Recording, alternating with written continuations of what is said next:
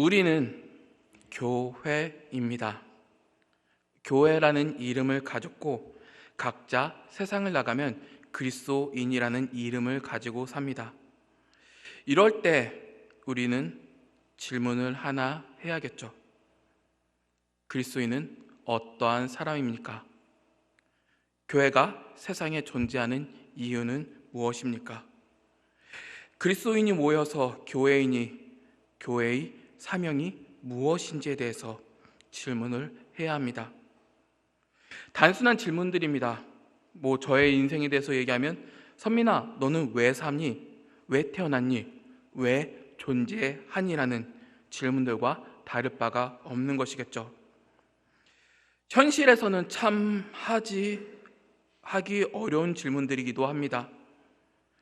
한번 이렇게 질문도 해봅시다. 교회는 왜 있습니까? 왜 여기에 있어야 합니까? 이 질문과 답이 우리이며 우리가 나아가는 방향들입니다. 왜 우리는 여기에 모여 있고 왜 우리는 여기서 주일이라는 시간을 보내고 있나요? 우리에게 이런 질문들은 매우 시급합니다. 현실로 돌아와 봅시다. 우리 교회를 떠나가신 분들이 계십니다. 또는 여기에 계시나 몸이 아닌 마음까지도 떠난 분이 계실지도 모릅니다. 이 자리에 있던 물어야겠죠. 왜 여기에 있어야 하는지요? 교회의 방향이며 사명입니다. 또한 성도님들과 사역자가 함께 하나님의 뜻에 따라서 살아가야 할 방향들입니다.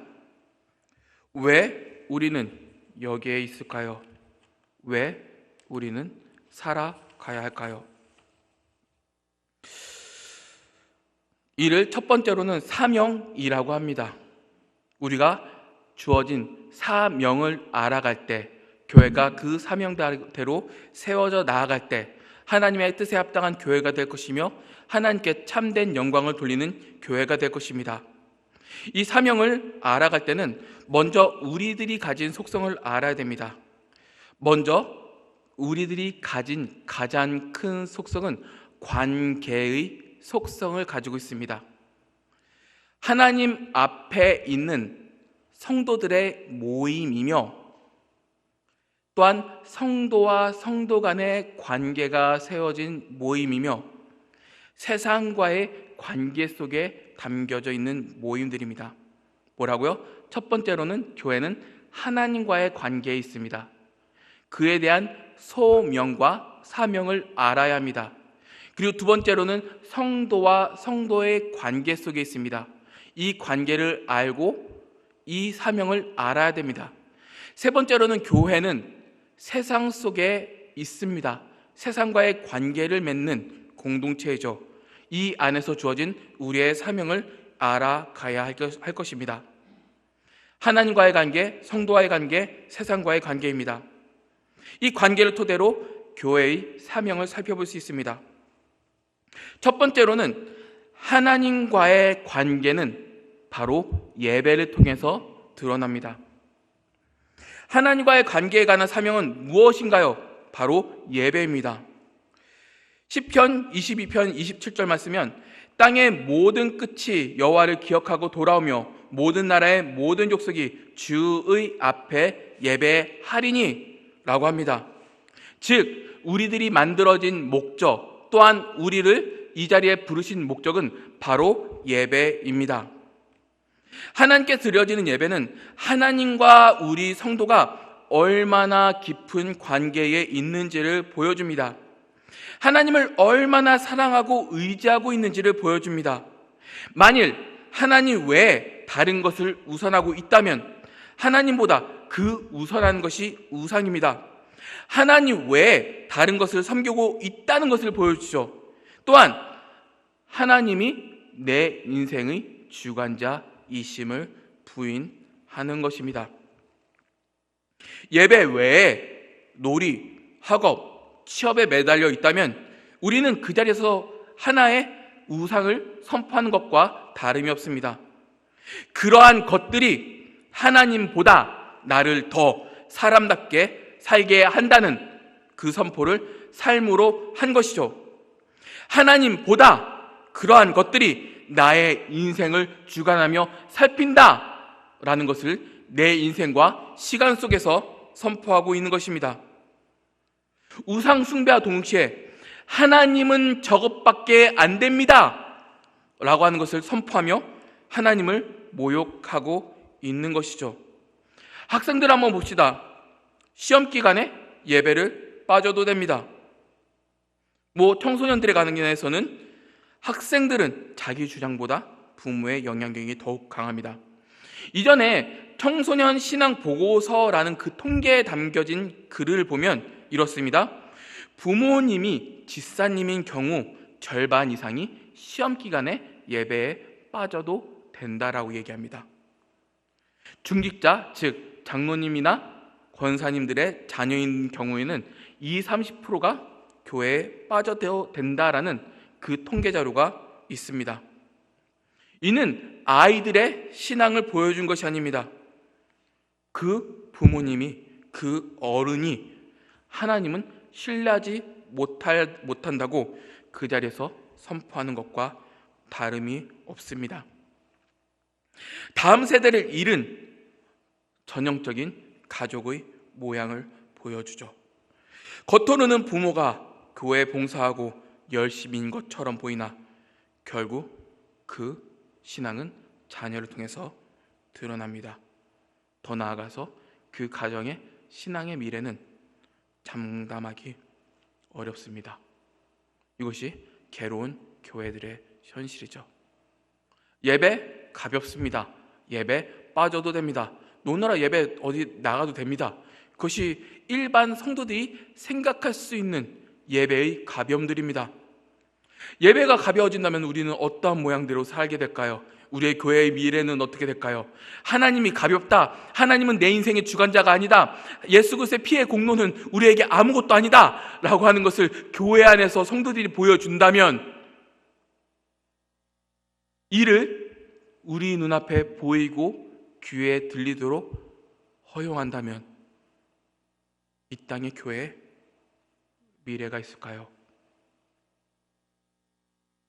너무나 당연하고 너무나 아픈 현실들입니다.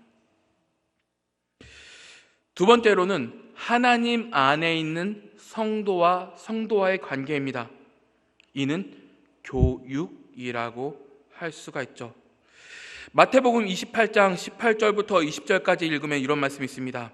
예수께서 나와 말씀하여 이르시되 하늘과 땅의 모든 것을 내게 주었으니 그러므로 너희는 가서 모든 민족을 제자로 삼아 아버지와 아들과 성령의 이름으로 세례를 베풀고 내가 너희에게 본부한 모든 것을 가르쳐 지키게 하라.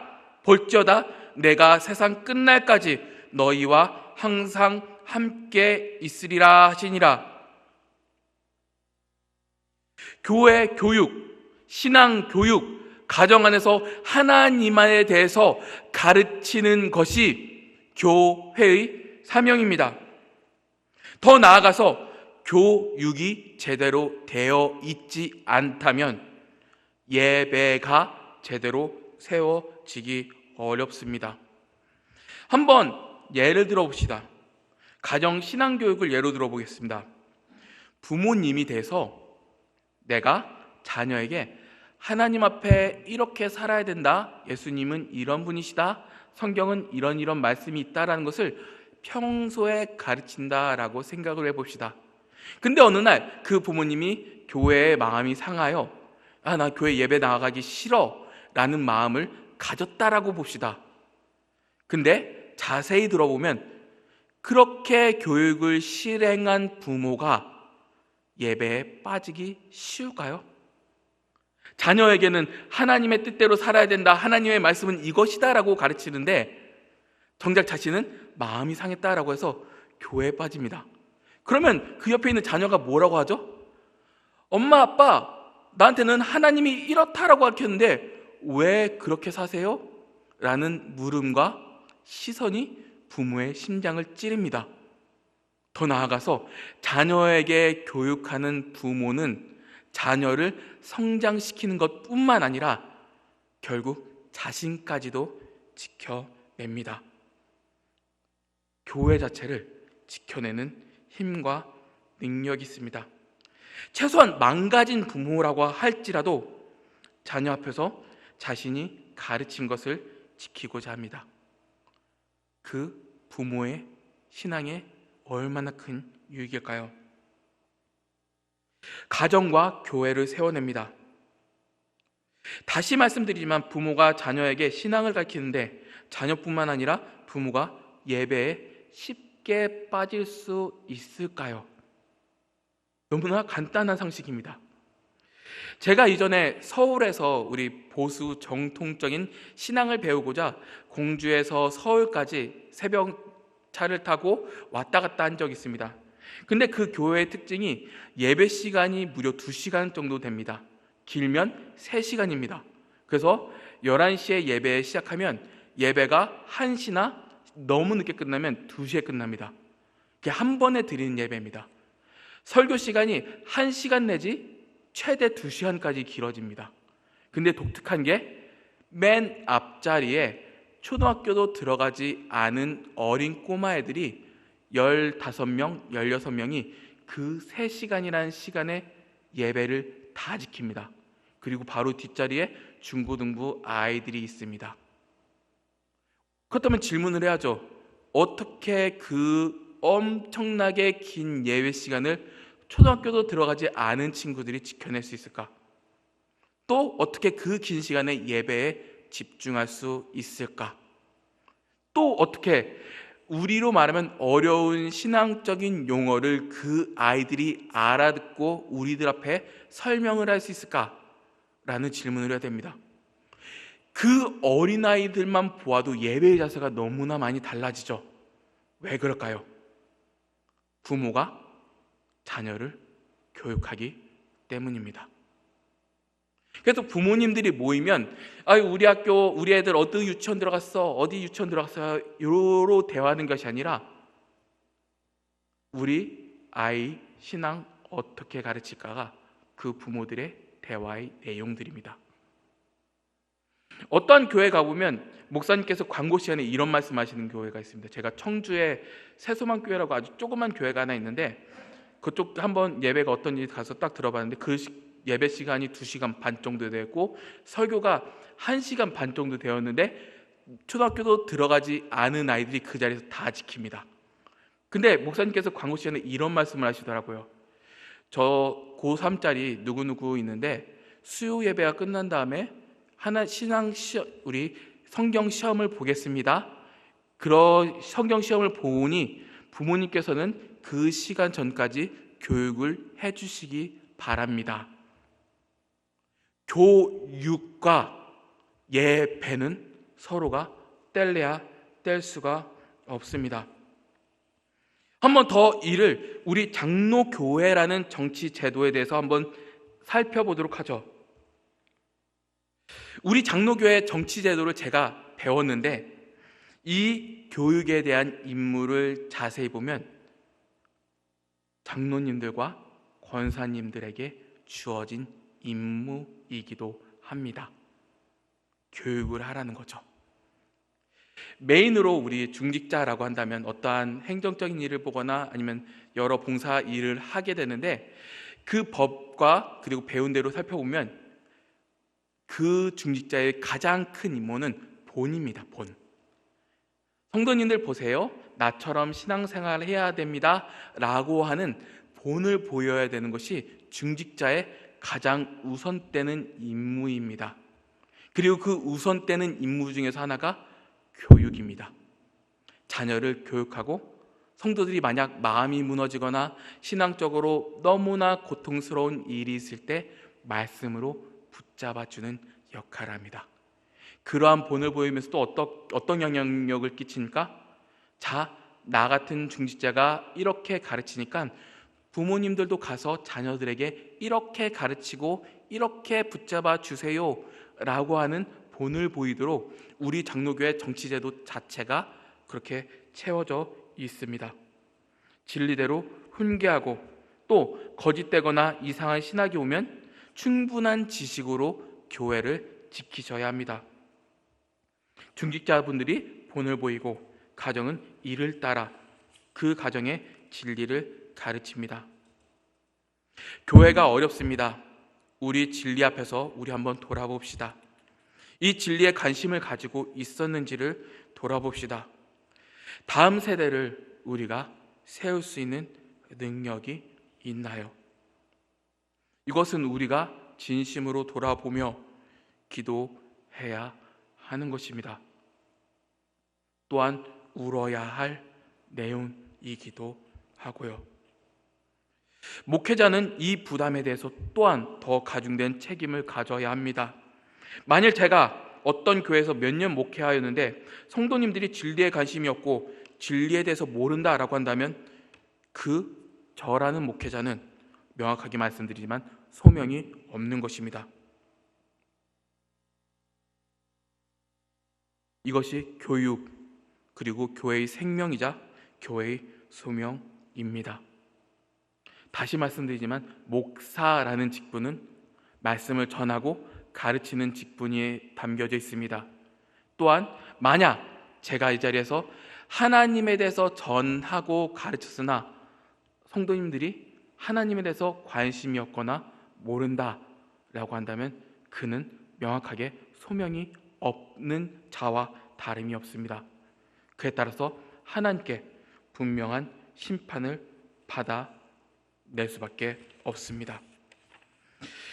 셋째로 세상과의 관계, 바로 교회는 전도하는 모임이자 전도의 사명을 가지고 있습니다. 다시 한번 마태복음 28장 18절부터 20절의 그 내용을 읽으면 예수께서 나아가 말씀하여 이르시되 모든 것을 주었으니 모든 제자로 삼아 아버지와 아들과 성령의 이름을 세례를 베푸고 너에게 본부한 모든 것을 가르쳐 지키게 하라. 볼지어다 내가 끝날 때까지 세상 끝날까지 너희와 항상 함께 있으리라.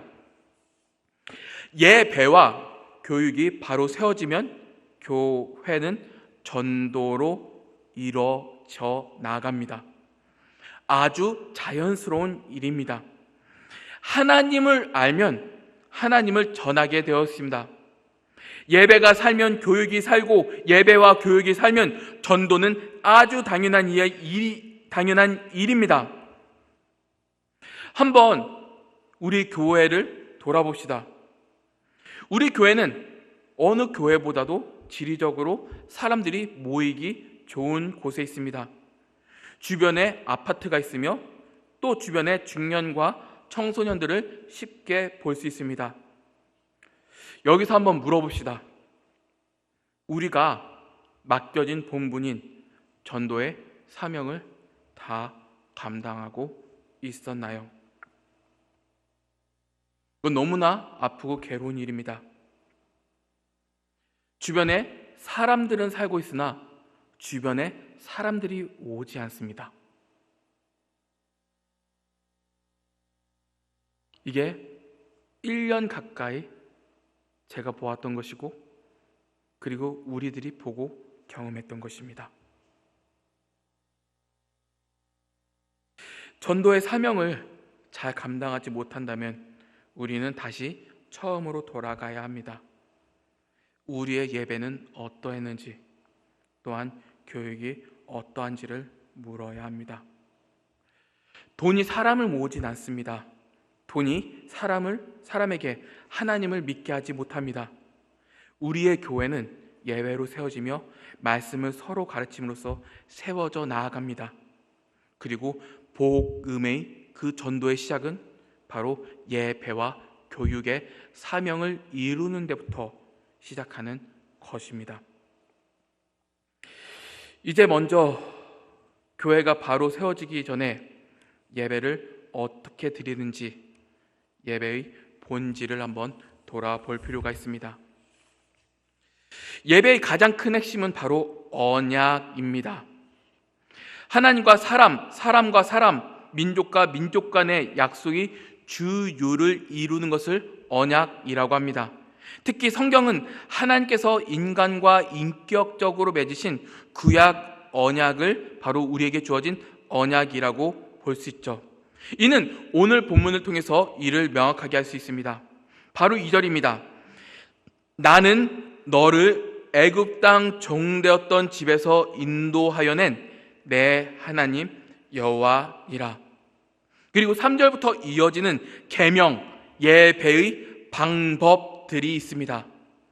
하나님께서는 우리에게 곧장 명령을 주시지 않고 우리와 하나님과의 관계가 어떠하니 너는 이렇게 예배를 드리라 라는 명령을 주시는 장면부터 보여줍니다. 그 명령보다 중요한 것이 바로 앞서 보여주시죠. 바로 2절, 나는 너를, 나와 너라는 그 인칭어를 명령의 앞에 두시어. 명령보다 중요한 것이 우리에게 무엇인지를 밝혀 보여주십니다. 나와 너라는 단어로부터 예배가 시작됩니다. 2절을 짧게 보면 그 예배의 모양이 드러납니다. 나, 그리고 나는 하나님이죠. 너라는 자는 바로 우리를 얘기합니다. 우리를 애굽 땅 종되었던 집에서 살던 자들, 그리고 하나님이 등장하시죠. 인도하여 낸. 어떤 모양입니까? 하나님께서 우리를 사랑하시어 죄의 종으로 살아갈 수밖에 없었던, 영원히 죽음 가운데 살아갈 수밖에 없었던 자를 인도하여 낸 내 하나님 여호와이니라. 여기서부터 우리의 예배라는 것이 시작됩니다. 구원하셨고 인도하신 하나님 앞에 우리는 서 있습니다. 이를 예배를 통해서 표현하면 이렇게 됩니다. 하나님께서 행동하시고 인간이 행동합니다. 나는 너를 구원하여 내었다. 하나님께서 행동하였죠. 그리고 너는 나 외에 다른 신들을 내게 두지 말라. 다른 신을 섬기지 말라. 안식일을 거룩하게 지키라. 인간이 행동합니다. 하나님께서 인간에게 말씀하시고 인간은 하나님께 반응합니다. 예배의 모든 순서는 하나님께서 인간에게 행동하시며 말씀하시는 순서와 인간이 하나님께 반응하며 행동하는 순서, 두 가지 요소로 나눠볼 수 있습니다. 우리의 학습문답을 보면 학습문답의 39문에 이런 내용이 있죠. 39문, 예배 시간은 무엇을 하는 시간입니까? 하나님께 경배와 찬양과 기도와 헌금을 드리고 하나님으로부터 말씀과 은혜와 복답과 복을 받고 성령으로 교통하는 시간입니다. 하나님께 예배와 찬양과 기도와 헌금을 드린다. 이는 예배의 제사적 요소라고 할 수 있습니다. 하나님께로부터 말씀과 은혜와 응답과 복을 받는다. 이는 예배의 성내정적 요소라고 할 수 있습니다. 성령으로 교통하는 시간이다. 교통한다. 즉 하나님과 교제하는 것뿐만 아니라 성도가 성도 안에서 섬김과 사랑으로 누리는 이를 예배라고 우리의 학습문답은 규정하고 있습니다. 나는 일방적으로 은혜를 받기 위해서 예배를 드린다. 맞는 말입니다. 그러나 동시에 틀린 말입니다. 왜요? 하나님께 드려야죠. 나는 일방적으로 드리기 위해 예배를 드린다. 맞는 말입니다. 그러나 동시에 틀린 말입니다. 왜요? 하나님께 받아야죠. 나는 하나님께 드리고 받기만 한다. 맞는 말입니다. 그러나 동시에 틀린 말입니다. 성도 간의 교제 없이 예배라는 말은 성립되지 않습니다. 이를 통해서 한번 물어봅시다. 우리 신앙의 가장 기초적인 학습문답에서 말하죠. 하나님께 드렸습니까? 하나님께 받았습니까? 성도의 상황과 기도는 알고 계십니까? 예배의 가장 중요한 것, 하나님과의 나와의 관계입니다. 그리고 나는 그 안에서 드리고 받습니다. 그리고 하나님께서 주신 이 공동체 안에서 성도를 향해서 사랑을 누리고 베풀어 냅니다. 이것을 예배라고 얘기합니다. 우리의 현실 한번 돌아보겠습니다.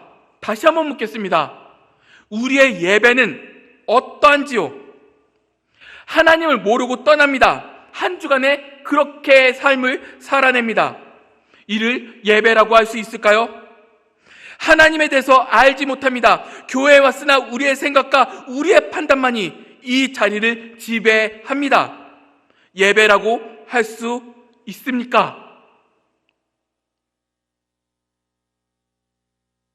우리는 예배를 위해서 태어난 자들입니다.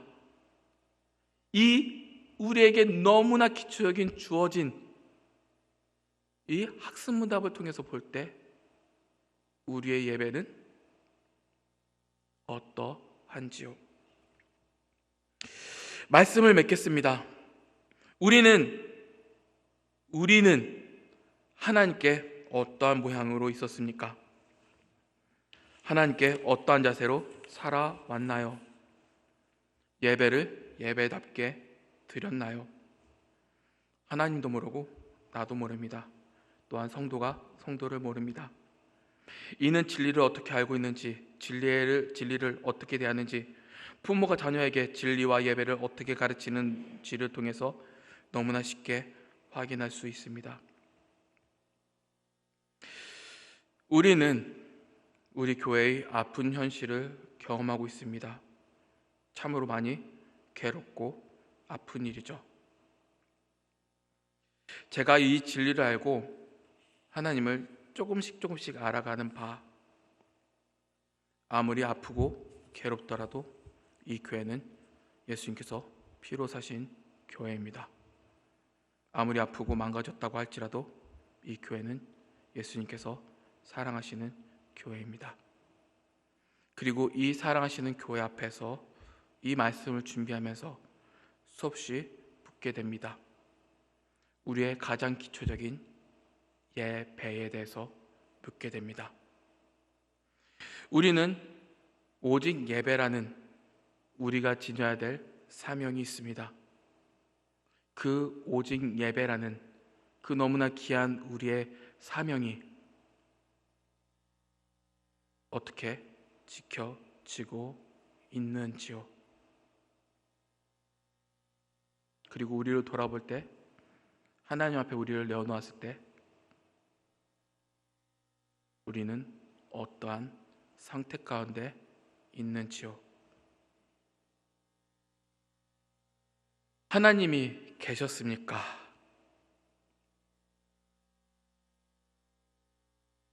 예배 회복시켜달라고 이 자리에서 나와서 하나님께 매달리셨나요?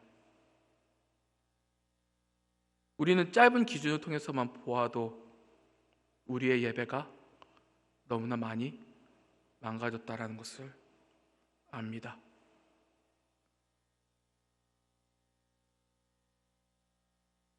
아픈 일이 있어도 기도로 모일지도 모르고 성도가 괴롭고 힘든데도 기댈 신앙의 어른도 없습니다.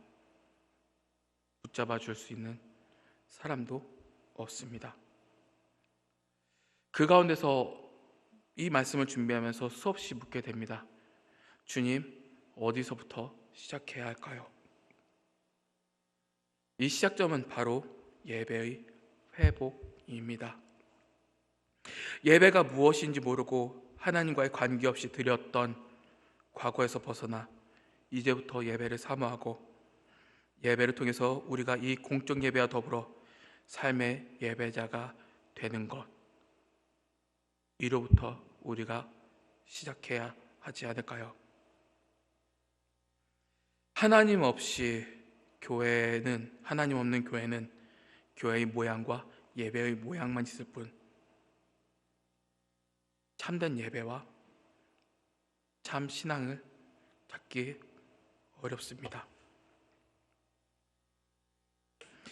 이 예배의 회복을 위해서 예배에 대해서 더 연구하고 더 말씀을 준비해 나가고자 합니다.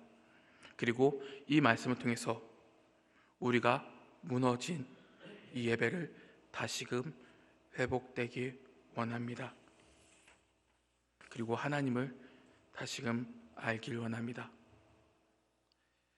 우리가 참된 예배를 드린다는 것, 아는 하나님으로 하나님께 드리고 아는 하나님께 받고 성도 간의 바른 교제가 이루어지는 것, 그리고 이 기준을 통해서 우리가 이루어지지 않았다면 간곡하게 부탁드립니다. 이를 위해서 간절히 울고 매달려 주시기 바랍니다. 또한 성도가 이런 예배를 드리고 있지 않는다면 자녀가, 또한 내 손자, 손녀가 이러한 예배를 드리지 않고 있다면 그를 위해서 또 다시 엎드리고 또 간절히 하나님께 매달려 주시기 바랍니다. 우리의 시작은 이 망가진 예배부터 시작입니다.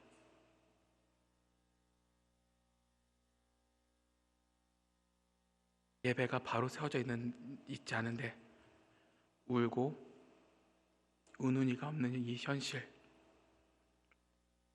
너무나 아프고 괴로운 현실일지라도 다시금 이 예배를 통해서 하나님을 바라보기 원합니다.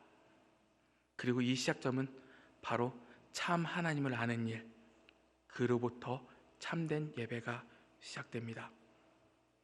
그리고 하나님께서 우리를 어떻게 바라보시고 어떻게 말씀하실까? 또는 무너진 아픈 교회를 어떻게 세우실까? 이 질문 안에서 우리의 예배가 다시 세워지기를 엎드리고 또 기도해 주시길 저 안에서 간절히 바라겠습니다. 기도하겠습니다.